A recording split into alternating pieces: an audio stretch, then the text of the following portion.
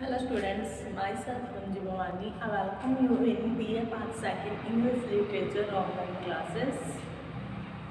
There is we discuss about your poem that name is Rabbi Ben Ezra, composed by Robert Browning. In this poem, we discuss about your few stanzas of this starting poem. In there which we discuss that Rabbi Ben Ezra was a scholar of 12th century and he was a very intelligent person. That poem is a monologue.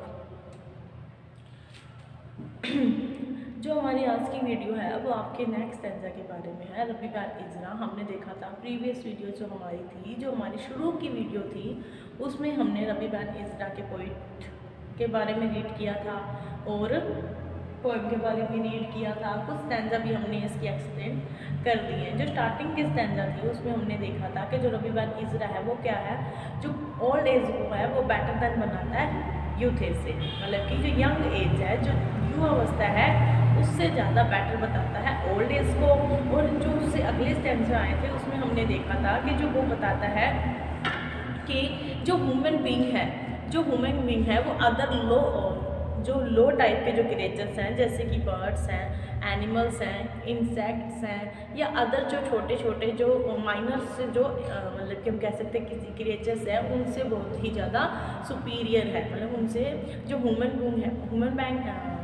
Beings are superior than other creature of the world. जो superior है मतलब कि उनसे ज़्यादा क्या है, लायक है, उनसे ज़्यादा वो क्या है, समझदार है। और हमने देखा था कि जो मनुष्य है वो उनसे कैसे सुपीरियर है, क्योंकि उसके पास क्या है, जिज्ञासाएं हैं, उनके पास आशाएं हैं, होप्स हैं, फियर हैं, और वो उसे क्या है, जो दूसरे क्रिएचर्स हैं उनसे ज़्यादा उच्च बनाते हैं, उनसे ज़्यादा सुपीरियर उन्हें बनाते हैं। क्योंकि जो अदर क्रिएचर्स हैं वो क्या है, सिर्फ और सिर्फ जो उन्हें मिल जाता है उसी में ही क्या है वो सेटिस्फाइड हो जाते हैं, सर्टिफिकेशन उनके पास हो जाता है जो चीज़ भी उन्हें मिलती है। जबकि जो ह्यूमन बीइंग है उसका नेचर क्या है, जो उसे चीज़ मिलती है वो उससे मतलब कि वह उन चीज़ों से कभी भी सेटिस्फाई नहीं होता, वो और चाह कि हमें पता है कि उसकी जो डिज़ायर्स है वो क्या है, समय के साथ बढ़ती जाती हैं। जैसे कि मैंने एग्जांपल दिया था, आपके अगर 90% आ जाते हैं, आपके अगर 90% भी अगर किसी में आ जाते हैं तो आप ये सोचते हो कि मेरे पूरे 100 क्यों नहीं आए। और अगर आपके 100 भी आ गए तो भी आपकी डिज़ायर क्या रहेगी कि मैंने टॉप क्यों नहीं किया।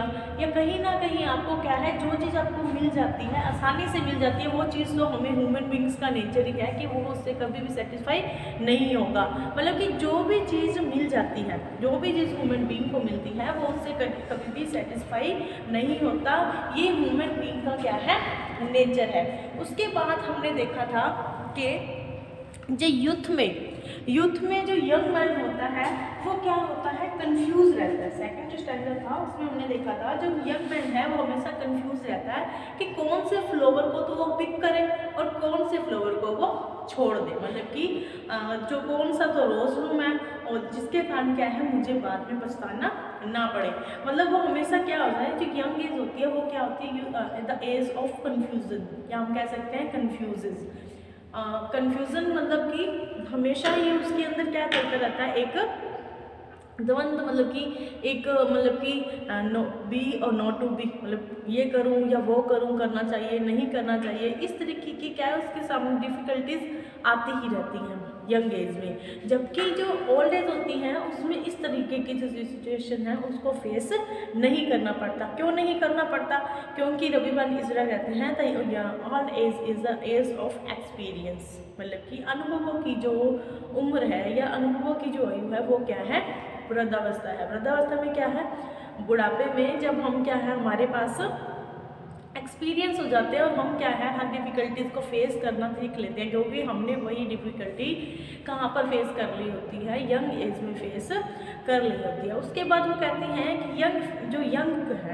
जो यंग है उनको बुढ़ापे को लेकर उनको डरना नहीं चाहिए। कि अगर हम ये सोचें कि यंग हैं, अब जैसे कि हम अभी यंग एज में हैं, हम अपने बुढ़ापे को लेकर पहले ही क्या है वो डर बना लें अपने मन में कि बूढ़ा हो जाऊंगा या मेरी उम्र ख़त्म हो जाएगी या डेथ के बारे में। तो वो कहती हैं कि जो ओल्ड एज है, ओल्ड एज की प्रिपरेशन के लिए हमें यंग एज मिली है। तो हमें यंग एज में बुढ़ापे को लेकर डरने की ज़रूरत नहीं है, क्योंकि दोनों की दोनों जो एजेस हैं वो क्या हैं, क्रिएट बाय गॉड। क्रिएटर मतलब कि उसको किसने, भगवान ने दोनों ही एजेस को बनाया है और उसको अच्छे से प्लान किया है।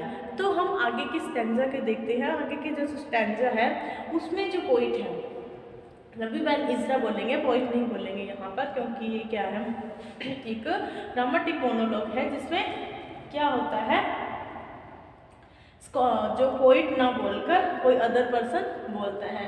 तो इसमें जो नेक्स्ट हम जो स्टैंजा देखेंगे उसमें रबी बैल इजरा है वो बताते हैं कि जो मैन है वो किस लिए उसका जन्म हुआ है और वह किस तरीके से अन्य जो लोग मतलब कि बर्ड्स हैं, अन्य जो एनिमल्स हैं उनसे कैसे वो अलग अपने आप को भिन्न रखता है, मतलब कि उनसे डिफर करता है। Now let's start your stanza.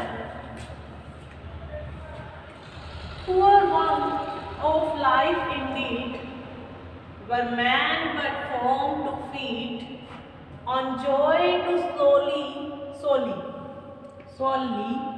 seek and find feast, such feasting indeed, then assure an end to man, erects care the hopeful bird, fair doubts the nutrient beast. तो ये थी आपकी इसकी लाइंस। अब हम इसको डिफाइन करते हैं। Poor want of life Indeed, poor want, want का मीन्स होता है अहंकार या प्राउड, अहंकार, वांट का मीन्स क्या होता है अहंकार, ऑफ लाइफ इंडीड कि हमें क्या है इसी लाइफ का अहंकार नहीं रखना चाहिए।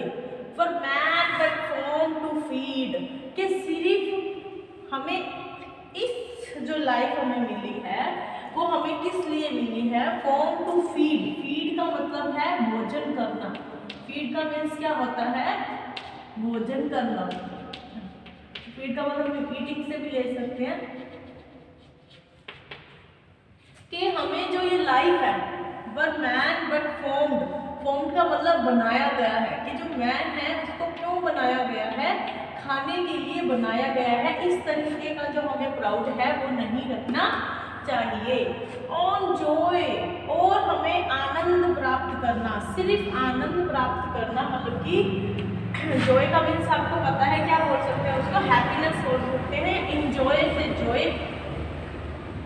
solely seek and find feast, मतलब कि solely seek के सिर्फ ढूंढना, solely seek मतलब कि ढूंढना, किसे ढूंढना, सिर्फ खाने को, feast का मतलब क्या हो सकता कहते हैं खाना, कि खाने को ढूंढना और खाना, मतलब कि प्राप्त खाना, खाना और खाने को ढूंढना या खाने को प्राप्त करना ही मनुष्य का जन्म का उद्देश्य नहीं है। मतलब कि जो ह्यूमन बीइंग है वो सिर्फ फीस्टिंग के लिए पैदा नहीं हुआ है। क्यों नहीं हुआ है? सच फीस्टिंग इंडीड, इस तरीके के सिर्फ भोजन के लिए या हम कह सकते हैं इंजॉय के लिए ही जो ह्यूमन बीइंग है उसका बर्थ नहीं हुआ है। Then assure an end to man, और ये जब सारे के सारे जो ऐशो आराम है वो क्या है एक दिन खत्म हो जाएंगे, तब क्या मनुष्य भी खत्म हो जाएगा। मतलब यहाँ पर क्या है कि हम देखते हैं कि जो अन्य क्रिएचर्स हैं, जो अदर क्रिएचर्स हैं वर्ल्ड के, जैसे कि एनिमल्स हैं या बर्ड्स हैं, वो सिर्फ क्या है अपना पेट भरते हैं, सिर्फ पेट भरते हैं, उनको और किसी से मतलब नहीं है। चाहे उनके रिलेटिव्स कोई मतलब कि ना तो उनके कुछ रिलेटिव्स होते हैं, ना उनके फ्रेंड्स होते हैं, ना ही उनकी अदर रिलेशंस होती हैं, ना ही उनकी अदर रिस्पॉन्सिबिलिटीज़ होती हैं। उनको सिर्फ क्या उनका जो एम है वो क्या रहता है, फीडिंग मतलब कि खाना खाना, सिर्फ और सिर्फ खाना खाना, अपना पेट भरना, उनको और चीज़ों से, नेचर से, किसी से कुछ भी लेना नहीं होता है। लेकिन जो रबीबन इज़रा है वो क्या कहते हैं, जो ह्यूमन बीइंग है वो इस खाने के लिए नहीं बना है, सिर्फ और सिर्फ फीडिंग करने के लिए नहीं बना है, वो क्या है, इनसे कुछ अच्छा करने के लिए बना है। इनेक्स केयर, इनेक्स केयर का मतलब है चिंता करना, चिंता करना। द क्रॉप्सफुल बर्ड, क्रॉप्सफुल बर्ड मतलब कि ऐसा बर्ड होता है एक, उसकी क्या है, चोंच के नीचे, जैसे कि कोई बर्ड है उसकी चोंच के नीचे इस तरीके का कोई डब्बा सा हम कह सकते हैं, कोई चीज बनी होती है जिसके अंदर वो क्या है, खाना इकट्ठा कर लेता है बाद में खाने के लिए, या अपने बच्चों के लिए लेके जाने के लिए क्या है, वो उसमें खाना इकट्ठा कर लेता है। तो वो कहता है कि हमें उस बर्ड की तरह चिंता नहीं करनी चाहिए, सिर्फ अपने खाने के बारे में चिंता नहीं करनी चाहिए। फ्रेट्स डाउट, फ्रेट्स का मतलब हमारे सामने जो डिफिकल्टी, जो डाउट्स है, जो हमारे सामने जो डाउट्स आते हैं, हमारे सामने जो शक हम कह सकते हैं कि हमें जो मुसीबतें हमारे सामने आती हैं, द म्योक्रैम्ड बीस्ट, म्योक्रैम्ड बीस्ट मतलब कि खाना खाने वाले जो बीस्ट हैं, सिर्फ और सिर्फ पेट भरने वाले जो बीस्ट हैं, जो क्रिएचर्स हैं, बीस्ट का मतलब हम कह सकते हैं क्रिएचर या जंगली जानवर भी होता है, बीस्ट का मीन्स जंगली जानवर के जो मनुष्य है उसे क्या है, अपने जो हमें लाइफ मिली है, हमें जो ये जीवन मिला है उसको क्या है, सिर्फ खाने में वेस्ट नहीं करना है। एक दिन ये सारा के सारा जो ऐशो आराम है वो क्या है, खत्म हो जाएंगे और उसी के साथ क्या है, मनुष्य भी खत्म हो जाएगा। मतलब कुल मिलाकर जो स्टैंजा में जो रबीबन इज़रा है वो हमें क्या कहते हैं कि अपना जो जीवन है उसका एक एम डिसाइड करो, मतलब कि एक अपना जो आपका उद्देश्य है, या आप कह सकते हैं कि हमारा क्या है, एक उद्देश्य होना चाहिए जिसको प्राप्त करने के लिए हमें क्या है, जिसको मतलब कि अचीव करने के लिए, अपने एम को, अपने ड्रीम को अचीव करने के लिए क्या है, हमें करनी चाहिए, ट्राई करनी चाहिए, या हम कह सकते हैं बहुत ही ज़्यादा हमें स्ट्रगल करना चाहिए। तो जो रबीबन इज़रा है वो क्या कहते हैं कि जो ह्यूमन बीइंग है वो उन क्रिएचर से क्या है, इसी कारण से वो अलग बनता है। किस कारण से अलग बनता है, जो उसके अंदर जो आग है, जो जिज्ञासा है, जो अनसैटिस्फिकेशंस की जो फीलिंग्स है, उसी के कारण वो क्या है, अदर क्रिएचर से अलग बनता है। एक बार हम फिर से देखते हैं, core want of life Indeed, कि हमें किसी तरीके का जो तुच्छ अहंकार है वो नहीं रखना चाहिए। किस तरीके का अहंकार, खाना प्राप्त करने का, या सिर्फ हम क्या है, उच्च है क्योंकि हम अच्छा खाना खा रहे हैं, अच्छी मतलब कि क्या है लाइफ जी रहे हैं, तो ये सब क्या है, ये इसीलिए ही भगवान ने हमें नहीं बनाया है, हमें कुछ अच्छा करने के लिए बनाया है, मतलब कि अपनी डिज़ायर्स को बढ़ाने के लिए और उनको अचीव करने के लिए बनाया है। पर man but form to feed, जो मैन है उसे बनाया गया है किसके लिए, खाना खाने के लिए बनाया। इस तरीके का अहंकार अपने मन में नहीं रखना चाहिए। On joy to solely seek and find feast, और हमें खाना खाने मतलब कि जो फीस्ट है, जो खाना है, तरीके के व्यंजन हम कह सकते हैं, तरीके की जो डिलीशियस जो हमारे सामने डिशेस होती हैं उसको ढूंढने और खाना प्राप्त करना ही हमारा जो है वो जॉय नहीं है। हमें सिर्फ खाने में या अन्य किसी प्रकार के जो अभी ऐशो आराम है उनमें जॉय मतलब जॉय देखना, उससे सिर्फ जो आनंद है, जॉय है, वो सिर्फ खाना खाने या ऐशो आराम में ही नहीं है। सच फीस्टिंग एंडेड, ये जो इस तरीके की जो फीस्टिंग होती है, भव्य खाना होता है, जो हम कह सकते हैं भोज, महाभोज होते हैं ना, इस तरीके जो खाने हैं वो क्या है, खत्म हो जाएंगे। देन ऐश और एन एंड टू मैन, और हमें पता है कि एंड जो आदमी है वो भी क्या है, इसी तरह एक दिन खत्म हो जाएगा। इनेक्स केयर क्रॉप्सफुल बर्ड, और हमें क्या परवाह करनी चाहिए, क्रॉप्सफुल बर्ड मतलब कि हम कह सकते हैं फसल का रखवाला, या जो फसल यहाँ पर इकट्ठे ग्रेन्स को क्या है अपने मुंह में इकट्ठे करके रखता है, उस पक्षी की तरह हमें क्या है अपने खाने का ही सिर्फ जो खाने की ही टेंशन लेनी चाहिए। नहीं, वो क्या कहते हैं, खाने की टेंशन नहीं लेनी चाहिए, क्योंकि फिर हमारे और जो अदर जानवर हैं उनमें क्या फ़र्क रह जाएगा। फैक्ट्स अबाउट फैक्ट मतलब कि जो हमें परेशान करते हैं, डाउट्स जो हमारे मन के अंदर जो डाउट्स आते हैं, जो क्वेश्चन आते हैं, द म्यूक्रैंड बीस्ट, जो हमें क्या है, जो पर्सन किसके अंदर आते हैं, म्यूक्रैंड मतलब कि जो जंगली जानवर हैं, जो क्या है, खाना खाते हैं, सिर्फ और सिर्फ क्या करते हैं, खाना खाते हैं, उनको डिस्टर्ब करने वाली जो फीलिंग्स है वो हमारे अंदर नहीं आनी चाहिए। मतलब कि हम देखते हैं कि इस स्टैंजा में क्या है, जो मनुष्य है उसको सिर्फ और सिर्फ फिशिंग के बारे में नहीं सोचना चाहिए, उससे ग्रेटर देन सोचना चाहिए, अपनी डिज़ायर्स को बढ़ाना चाहिए और उसे जो उसके एम्स है, जो उसने एम डिसाइड किए हैं उसको अचीव करना चाहिए। अब अगला स्टैंजा देखते हैं, अगला स्टैंजा देखते हैं क्या है इस अगले स्टैंजा में। Rejoice we are alive to that which doth provide and not protect, effect and not deceive. A spark disturbs our growth, nearer will hold of God, who gives them of his stripes that take, I must believe. अब यहाँ पर जो poet जो रबी बन इज़्रा है वो क्या कहते हैं कि हमें रिजॉइस, खुशी मनानी चाहिए। रिजॉइस मतलब कि खुश होना चाहिए, खुश होना चाहिए। क्यों खुश होना चाहिए? वी आर अलाइड, अलाइड का मतलब हिस्सा है, या हम कह सकते हैं हिस्सा है, या समीपता रखते हैं, समीपता रखते हैं। किससे समीपता रखते हैं? टू द गॉड, भगवान से। मतलब कि हमें क्या है, रिजॉय करना चाहिए, खुशी मनानी चाहिए कि हम क्या हैं, part of the God creatures, कि भगवान की बनाई हुई चीज़ों का हम क्या है, एक पार्ट है, हम उससे क्या है, जुड़े हुए हैं, हम भगवान की क्या है, एक हिस्सा है। To that which God provide, God provide मतलब कि जो भी भगवान ने हमें प्रोवाइड किया है, इस वर्ल्ड में प्रोवाइड किया है, हम उसका क्या है, हिस्सा है।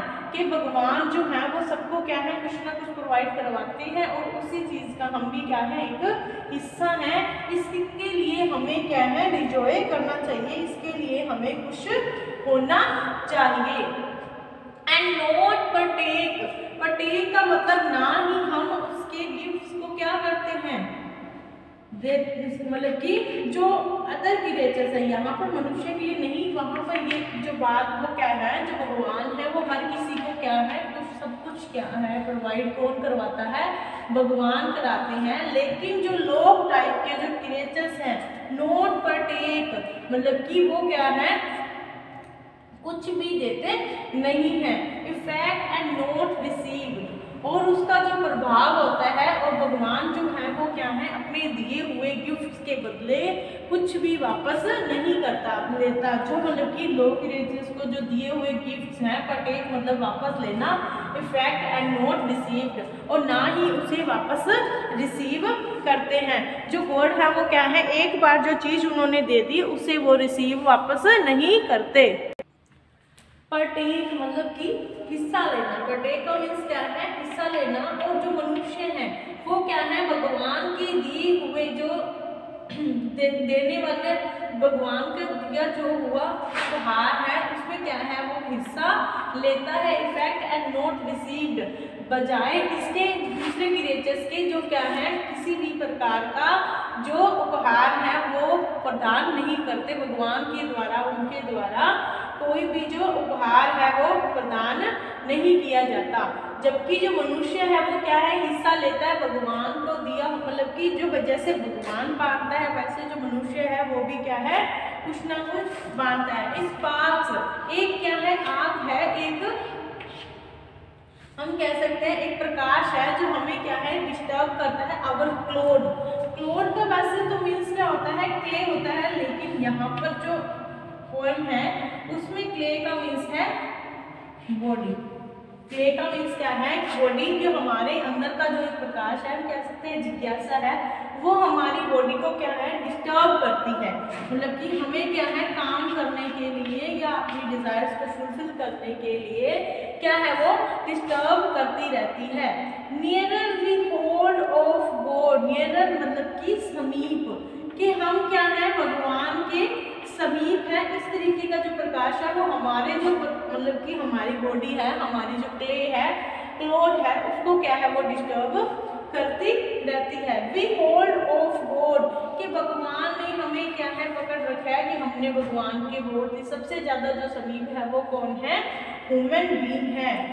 Who gives then of his tribes, कि उसने अपनी जो अन्य जातियों को जो दिया है, अपने जो अन्य क्रिएचर्स को जो गुण दिए हैं, जो वर्चेस दिए हैं, उससे हमें कुछ ज़्यादा दिया है। जो ह्यूमन बीइंग है वो क्या है उनकी तुलना में कुछ है, और वो भी क्या है भगवान की तरह ही क्या है देने वाला है, लेने वाला नहीं है। किनकी तरह, लो काइंड्स की तरह। आई मस्ट बिलीव, और इसमें मैं पूरा बिलीव रखता हूँ। मतलब कि रवि बन इजरा इस पहरे में मतलब कि इस टेंस में क्या कह रहे हैं, वो कहते हैं कि जो भगवान है उसने क्रिएचर्स बनाई है, मतलब कि पूरी दुनिया उसी ने क्रिएट की है। लेकिन जो लो काइंड के जो पर्सन है, जो लो काइंड के जो हम कह सकते हैं क्रिएचर्स है, जो बनावट बनाई हुई चीज़ें हैं, वो क्या है सिर्फ लेना चाहती है, उसके बदले में कुछ रिटर्न गिफ्ट नहीं करती है भगवान को। वो सिर्फ क्या है भगवान से ही कृपा प्राप्त करती है, सिर्फ ब्लेसिंग लेती है, गिफ्ट्स लेती है। लेकिन जो ह्यूमन बीइंग है वो क्या है भगवान के सबसे समीप है, सबके नियरर है। कैसे नियरर है, क्योंकि वो क्या है भगवान की तरह ही लेता नहीं है, सिर्फ लेता नहीं है, जबकि वो देना भी जानता है। वो क्या है भगवान के जो रिसीव किए हुए गिफ्ट्स हैं उनको क्या है उसको रिटर्न गिफ्ट भी देता है। मतलब कि अदर क्रिएचर्स जहाँ भगवान को कुछ भी वापस नहीं देते हैं, जो मनुष्य हैं वो भगवान को किसी न किसी रूप में उनको क्या है अपनी ट्रिब्यूट देते हैं। मतलब कि अपनी हम कह सकते हैं श्रद्धांजलि, हम अपनी तरफ से क्या है रिटर्न गिफ्ट देते हैं। कौन देते हैं, जो ह्यूमन बीइंग देते हैं, जबकि जो लो काइंड के क्रिएचर्स हैं वो नहीं देते हैं। रवि बैन इजरा इसमें पूरा विश्वास रखते हैं, जो मतलब कि जो ह्यूमन बीइंग है वो क्या है देने वाला है, लेने वाला नहीं है। तो ये थी हमारे आज के 2 स्टैंजा हमने डिफाइन किए हैं, एक्सप्लेन किए हैं, जिसको आप एक बार फिर से रीड आउट कर लेना ताकि आपको अच्छे से क्लियर हो जाएंगे। मिलते हैं नेक्स्ट वीडियो में नेक्स्ट स्टैंजल्स के साथ। तब तक के लिए stay home, stay safe, keep studied. घर पर रहिए, सुरक्षित रहिए, पढ़ते रहिए। धन्यवाद।